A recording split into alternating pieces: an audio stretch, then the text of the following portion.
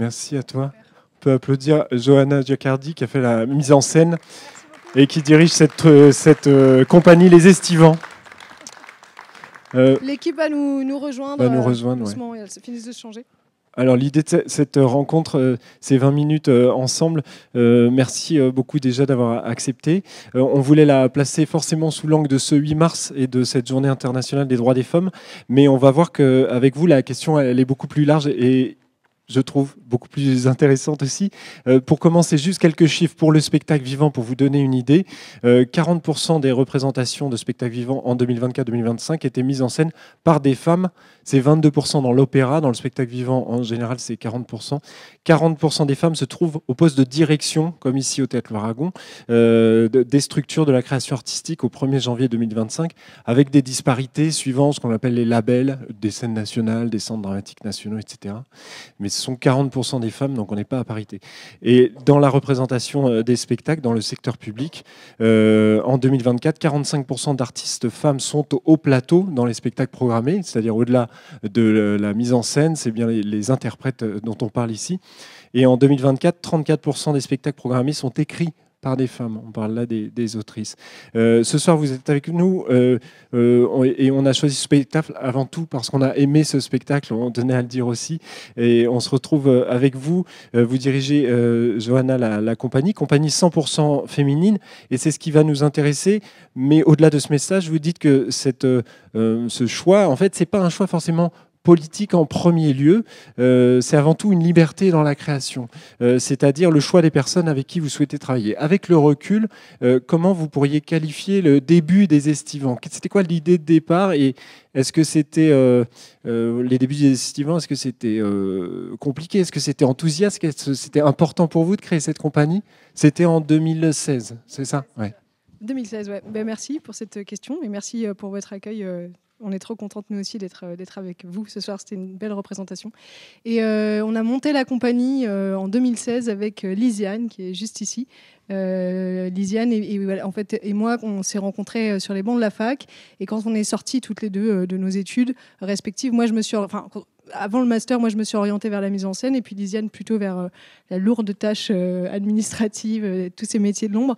Et on s'était dit, bon, bah voilà, on se retrouvera et on fera quelque chose ensemble, on alliera nos deux compétences. Et donc, à l'issue de nos masters respectifs, effectivement, c'est ce qu'on a fait. On s'est retrouvés, on s'est posé beaucoup de questions. Qu'est-ce que c'est que monter une compagnie? Pourquoi faire? Moi, j'étais pas encore tout à fait légitime dans mon envie je me sentais pas encore tout à fait légitime dans mon désir de faire des spectacles. Donc, j'avais l'impression qu'il fallait faire du social, qu'il y avait des choses peut-être à faire autour et tout. Et puis voilà, on s'est posé beaucoup de questions et assez vite, finalement, j'ai affirmé mon souhait. Donc, j'ai monté ma première création qui s'appelait Feu, qui racontait les déboires d'une jeune metteur en scène qui, justement, avait un peu du mal à créer. Et on a décidé vraiment de s'entourer de toutes les personnes qu'on avait rencontrées dans le cadre de nos études à la faculté donc, d'Aix-en-Provence. Et donc, voilà, il y avait Edith, Anne-Sophie, Naïs, les personnes de cette équipe étaient déjà là. Et à ce moment-là, moi, j'ai aussi ramené quelques garçons que je connaissais, avec qui j'avais eu l'occasion de croiser. Et on a commencé comme ça à fonder l'équipe. Je crois que le titre du spectacle Feu, le premier spectacle de la compagnie, c'était un peu peut-être représentatif avec le recul, je me dis, de l'énergie dans laquelle on était. Tout feu, tout flamme, une espèce de grande naïveté aussi sur ce que c'était que de s'engager dans cette voie, mais avec un désir ardent, brûlant, indestructible, infaillible, qui nous animait, quoi. Et puis surtout, un amour du théâtre en commun, une utopie à défendre. On avait toutes des parcours un peu cabossés déjà à l'époque, on avait toutes raté les grands concours des écoles nationales, et on se disait, bon, bah, on sera toujours des ratés, on n'arrivera jamais à rien. Donc peut-être il y avait quelque chose autour de ce malentendu, peut-être la réunion de ces personnes-là, c'était ça un peu l'envie peut-être d'une revanche qui n'était pas encore tout à fait consciente, mais en tout cas de se retrouver pour faire front, pour continuer à créer, pour que des personnes comme nous puissent aussi se faire une place dans ce difficile milieu. Et au départ, donc, il y a une sorte de parité un petit peu, et ça devient une compagnie 100% féminine, pas forcément par choix, mais ça le devient quand même. Est-ce que tu peux nous raconter ce passage-là et ce moment, ce qui a mené à ça dans la compagnie? Ouais, complètement. C'est vrai qu'il y a des anecdotes croustillantes. Je me rappelle la première résidence qu'on fait sur Feu. J'avais engagé un monsieur plus âgé que nous, il devait avoir une cinquantaine d'années. Et puis c'était le seul, il était là au milieu de nous, dans les coulisses. Nous, on était un peu nus, on se mettait un peu. Puis déjà, c'est vrai que ça me faisait quelque chose de me dire, tiens, on est que des femmes avec ce monsieur. Enfin, ça nous faisait rire à l'époque, on se posait pas trop de questions. Puis après, il y avait un jeune homme que j'avais invité à faire de la régie avec nous. Et lui, pour le coup, il était toujours en permanence à me dire que tout ce que je disais, c'était pas bien, que c'était pas possible, que c'était pas vrai, que non, c'était pas comme ci, c'était pas comme ça. C'est vrai qu'au bout d'un moment, ça créait en moi un peu de bon, j'en ai marre, quoi. Avec les filles, ça se passe toujours bien, on se comprend, on n'est pas. Puis là, avec ce garçon, c'était un peu compliqué. Donc je pense que là, j'ai commencé à me dire, putain, je suis pas très libre en fait dans la création avec les garçons, sans vouloir faire de généralité, mais en tout cas ceux avec lesquels j'ai eu l'occasion de travailler, je me sens un peu moins forte, moins en puissance, moins autorisée, moins écoutée, moins à l'aise, quoi. Voilà, donc ça a commencé un petit peu à me questionner. Et puis après, surtout dans la création, tout d'un coup, le fait qu'on soit que des femmes, et notamment sur ce spectacle, la saga de Molière, voilà, tout d'un coup, on s'autorise à jouer tous les rôles. On est Molière, on est l'instant d'après, on est Armande Béjart. Il y a une espèce de liberté comme ça dans la création qui nous a autorisé peut-être encore une fois à prendre une forme de revanche sur ces rôles auxquels on était assignés. Moi, je suis contre l'assignation au théâtre. Je voudrais pouvoir tout jouer. Et j'ai raté notamment des concours de théâtre comme ça parce qu'on m'a dit madame il est temps de vous voir dans un rôle de femme, on m'a interdit de jouer, tu vois, et c'est des choses qui vraiment moi me mettent en colère. J'ai envie de vraiment de pouvoir jouer tous les rôles, et je pense qu'avec l'équipe on a aussi peut-être ce rapport au théâtre de se dire bon bah c'est pas parce qu'on est des femmes qu'on va devoir jouer un peu moins et jouer les rôles qui sont quand même souvent moins croustillants que les rôles d'hommes, quoi. Voilà, donc ça s'est un peu rééquilibré comme ça, mais ça partait pas forcément d'une revendication politique à l'origine, même si de plus en plus, bien évidemment, en le réfléchissant, peut-être qu'il y avait en moi aussi quelque chose qui, là-dedans, n'assumait pas complètement sa légitimité à être en colère, sa légitimité à prendre sa revanche. Voilà. Donc ça, c'est bien sûr toutes des... Voilà, c'est pas facile toujours de dire je suis féministe, je suis en colère. Donc peut-être qu'on trouve des astuces aussi pour se dire non, moi, c'est pas tout à fait ça, c'est un peu ça, mais pas vraiment. Voilà. Et c'est ce qui fait aussi tout le...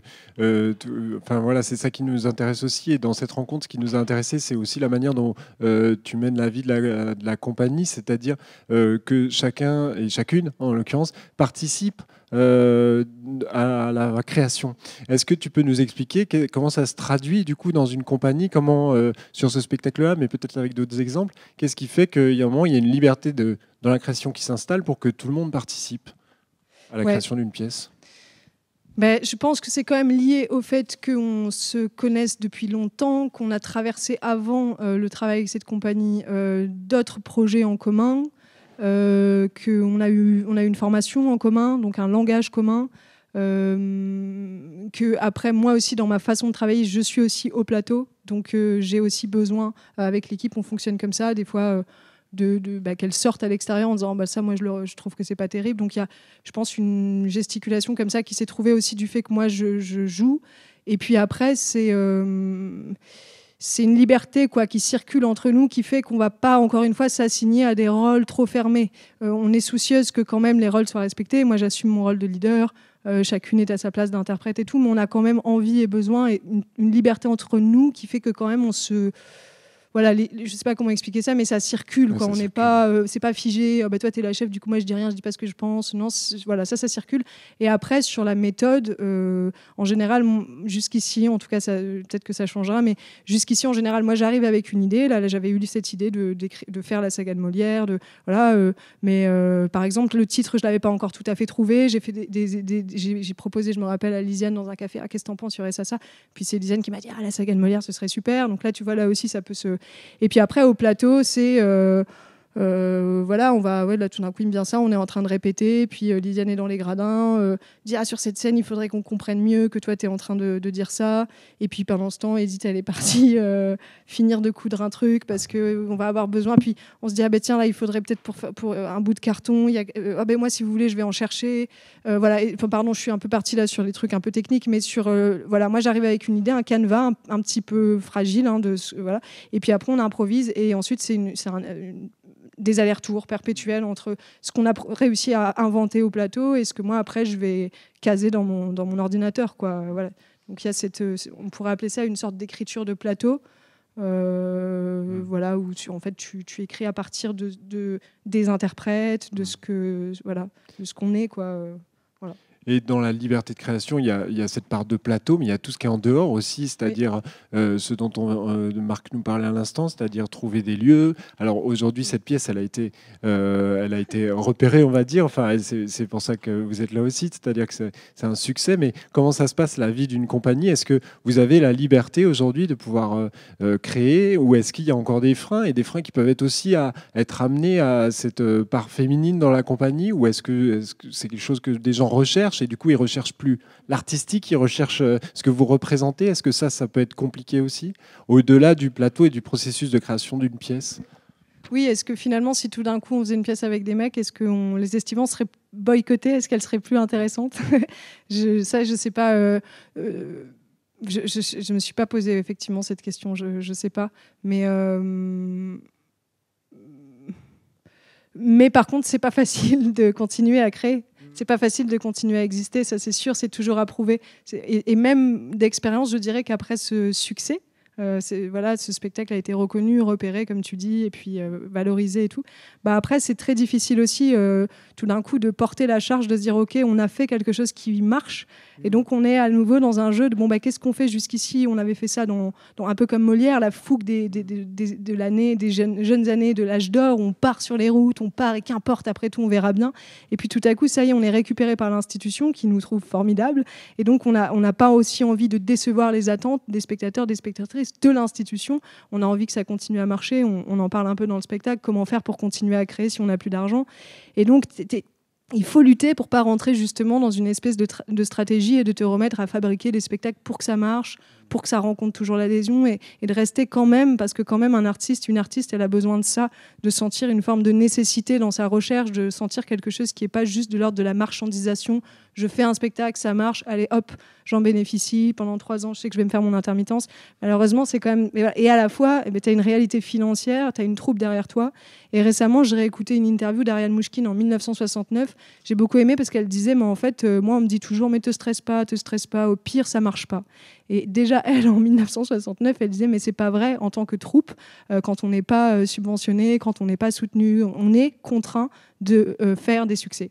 Et nous, on l'a un peu ressenti ça aussi, c'est-à-dire que si ton spectacle il est un peu moins bon, si tu prends un risque aussi, parce que si ton précédent il tourne plus, à un moment aussi, comment est-ce que tu vis encore de ton art, quoi. Donc c'est quand même toujours un peu des réflexions brûlantes, quoi. Comment ne pas perdre son âme tout en conservant son statut. Voilà. Il y a de ça, et pour faire le parallèle avec Molière, et peut-être avant de vous passer la parole, si vous avez des questions, n'hésitez pas. Qu'est-ce que c'est un moment où comment dire, Molière, il parle d'un moment idéal dans sa vie artistique, qui est celui de la gloire. Est-ce que du coup vous cherchez un idéal pour les estivants, ou vous cherchez juste à créer? Est-ce que vous avez atteint un idéal artistique? Est-ce que ça existe? Est-ce que ça doit exister? Peut-être pas. Peut-être qu'il faut juste laisser venir. Enfin, ouais. Oui, bah, c'est vrai que moi, je pense pas qu'on ait atteint un idéal. J'y ai cru naïvement à un moment. Après, je pense qu'arrivé au moment de la saga de Molière, moi, ça faisait longtemps que j'essayais de le fabriquer, ce spectacle qui parle du théâtre, qui parle de... Et puis là, ça y est, c'est comme si enfin j'avais réussi à dire ce que j'avais à dire. Donc j'avais une forme pour moi-même d'aboutissement. Et puis voilà, donc j'ai cru, et puis en fait non, très vite tu te rends compte que non, c'est pas fini, qu'il y a encore des marches à accomplir, et puis que c'était que le début peut-être d'une longue histoire. Et surtout, je pense pas que c'est à souhaiter, parce que finalement, comme je le disais à l'instant, il faut quand même toujours l'alimenter, ce désir, quoi. Donc le désir, c'est aussi quelque chose, c'est particulier, quoi, pour pas que la flamme elle s'éteigne. C'est aussi peut-être on a besoin d'échecs, de frustration, de passer par pour continuer à être alimenté. Et peut-être un idéal. Moi, c'est vrai que je suis quand même pas mal nourrie par l'idéal de Mouchkine, la troupe. Par ailleurs aussi, on a beaucoup travaillé au théâtre du Radeau au Mans, qui était dirigé par la compagnie du Radeau, François Tanguy, qui est un lieu comme ça. Et puis là, aussi Gwenaël Morin, qui est un metteur en scène, qui a monté tout un truc de théâtre permanent, faire du théâtre tous les jours, jouer, transmettre, répéter. Alors, moi, ça, c'est des choses qui m'intéressent beaucoup, de voir comment est-ce qu'on pourrait vraiment mettre le théâtre au centre de notre vie, peut-être avoir un lieu, peut-être...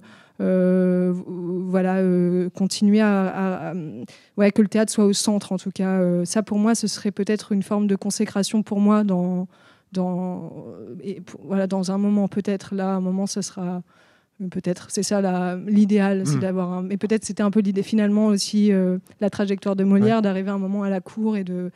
Mais une fois, on le voit bien. Après aussi, quand même, pour moi, l'idéal pour l'instant, ça reste quand on est parti sur les routes avec notre caravane, on est parti vraiment jouer dans les campings, on est parti voilà, dans cette énergie très punk, avec notre vieille caravane, notre vieux camion, tout route, c'est tout. On avait ça, pas c'est un les rond. tout débuts de la Voilà, compagnie, ça, c'est les tout débuts.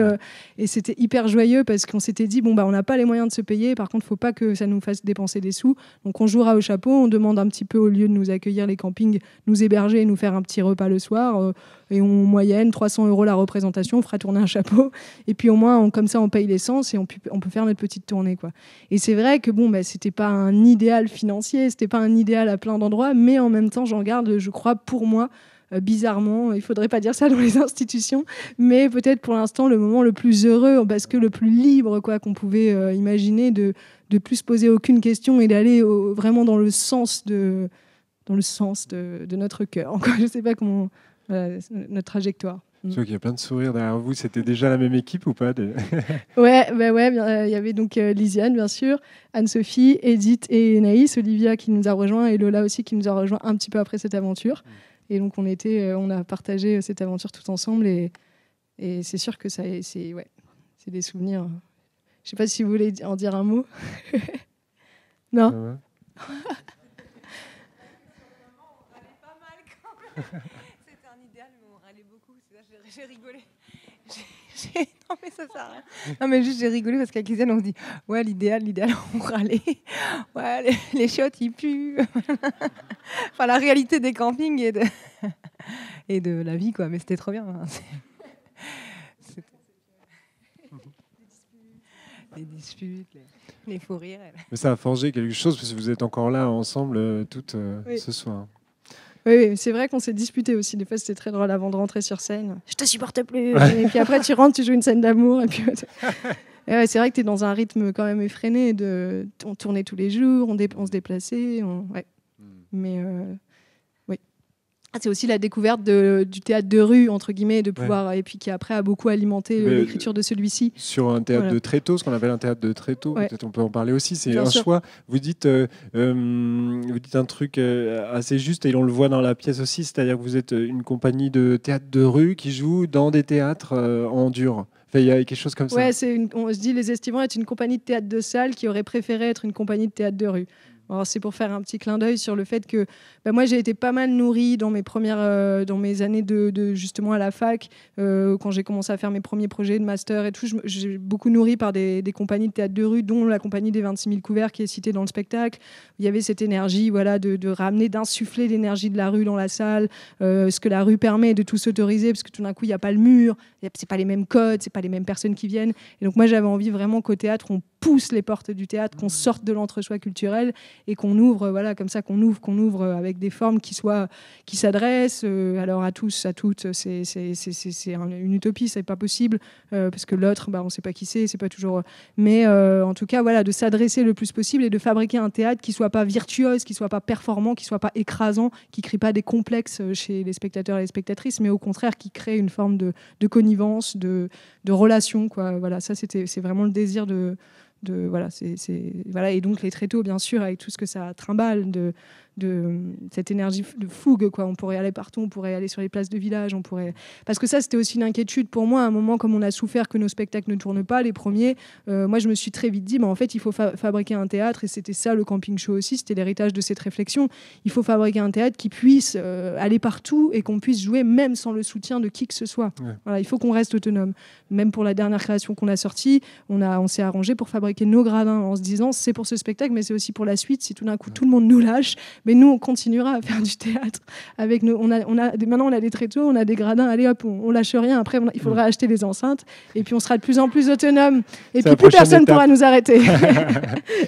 Et c'est d'ailleurs ce que vous avez fait, enfin cette dernière création là qui commence aussi, ça a été présenté à Montreuil par le théâtre public de Montreuil, qui est aussi un centre dramatique national avec qui on est très lié ici au TLA, avec l'équipe de Pauline Bell qui est la directrice, qui fait un travail assez formidable. Et là aussi sur le territoire de Montreuil, vous êtes allé partout en fait. Vous avez gardé ça et reconduit ça. Complètement, au centre quartier de Ramnas, à la Parole errante.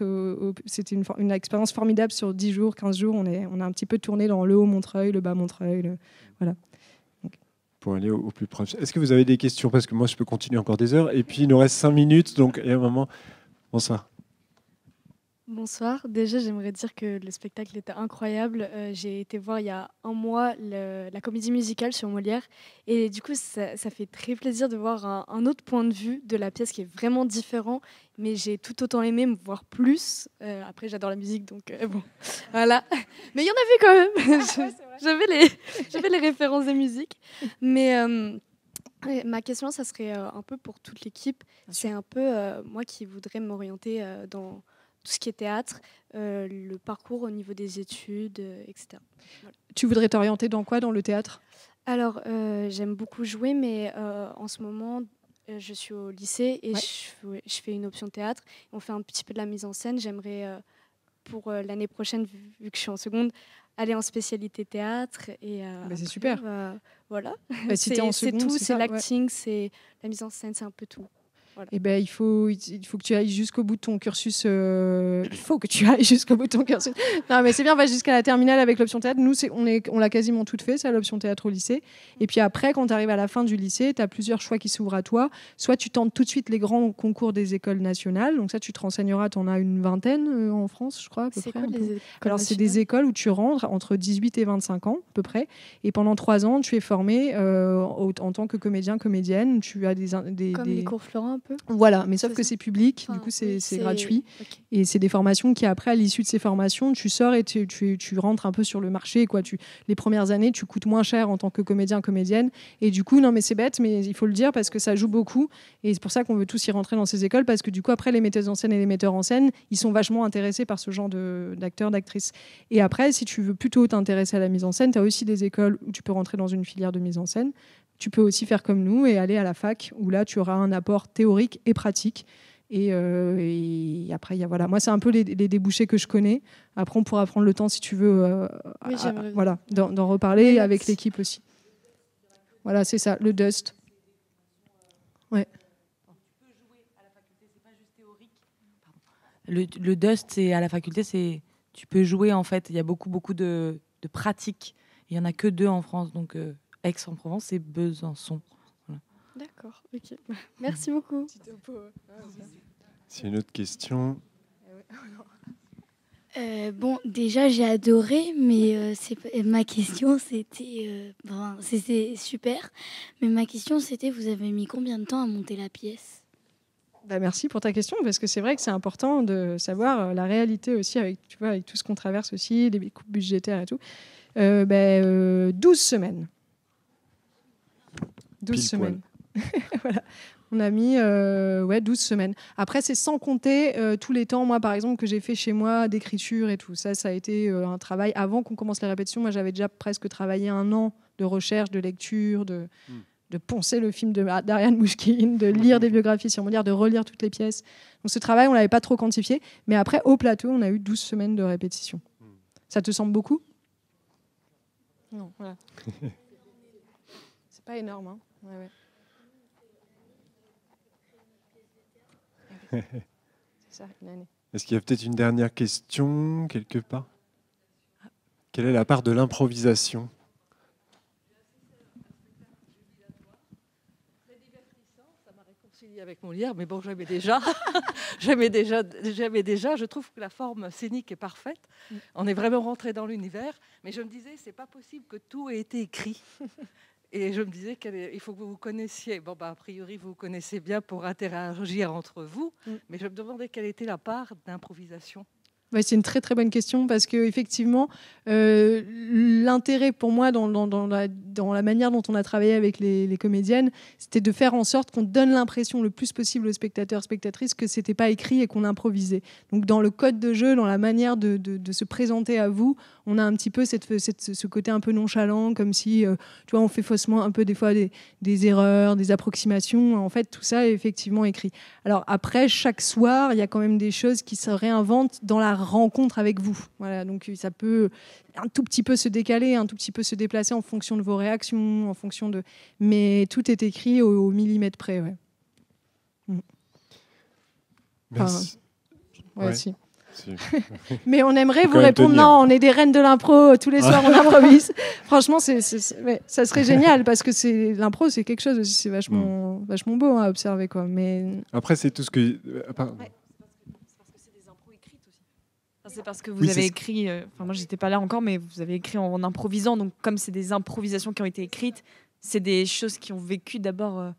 Enfin voilà. oui, ça rejoint ce que je disais tout à l'heure sur l'écriture de plateau. C'est-à-dire que comme c'est une écriture qui s'invente aussi à partir de nous, de ce qu'on est, de comment on bouge, de comment on parle, voilà, et qu'il y a ces allers-retours entre des improvisations et des choses plus écrites, bah, ça fabrique après, voilà, dans le rendu, ça fabrique ça. On n'aurait pas pu fabriquer ce spectacle si on se connaissait pas, si on se supportait pas, si on venait à telle heure pointée et après vite. Tu vois, il y a un truc aussi voilà. Il y a eu ce spectacle vous donne beaucoup de joie. En général, les gens nous disent putain, c'est joyeux, mais nous, on a eu pris beaucoup de plaisir aussi à le créer. Et je pense que c'est aussi pour ça qu'on arrive à vous transmettre cette énergie. Ça restera toujours quelque chose très puissant en nous, je crois, chacune dans notre cœur. Merci beaucoup. Johanna, merci à toute l'équipe. On peut les applaudir encore. Les estivants, voilà, merci beaucoup. On se retrouve là-haut, si vous le voulez bien. Et puis voilà, il y a toute la suite. Et puis merci à vous. Et puis ça rejoue jeudi demain. Donc si vous voulez en reparler ou même revenir, vous êtes les bienvenus. Voilà, bonne soirée, merci. Merci.